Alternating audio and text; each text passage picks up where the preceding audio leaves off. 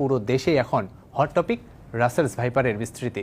প্রশ্ন জাগতে পারে, রাসেলস ভাইপারের উপস্থিতি ধান খেতে কেন বাড়ছে? কারণ ইঁদুর, ব্যাঙ, ছোট পাখি ও টিকটিকি রাসেলস ভাইপারের প্রিয় খাবার। যেহেতু ফসলের ক্ষেতে ইঁদুরের উৎপাত বেশি, তাই খাবারের খোঁজে সেখানে তার উপস্থিতি।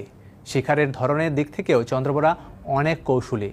অন্যান্য সাপ শিকারের সময় শিকারকে কামড় দিয়েই সঙ্গে সঙ্গে খেয়ে ফেলে, কিন্তু হিংস্র চন্দ্রবোরার শিকারকে শুধু একা নয়, তার পুরো পরিবার সহ খেতে ভালোবাসে। এজন্য চন্দ্রবোরা শিকারকে কামড় দিয়ে ছেড়ে দেয়।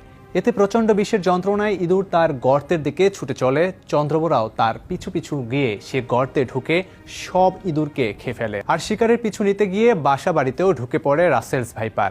অন্যান্য সাপ মানুষকে এড়িয়ে চলার চেষ্টা করলেও এ সাপটির স্বভাব ঠিক তার উল্টো। বেশিরভাগ ক্ষেত্রে খোলা, ঘাসযুক্ত বা ঝোপঝাড় এলাকায় থাকতে স্বাচ্ছন্দ্য বোধ করে বলেই বাড়ির পাশের ঝোপঝাড়ে তার দেখা পাওয়াটা অস্বাভাবিক কিছু নয়।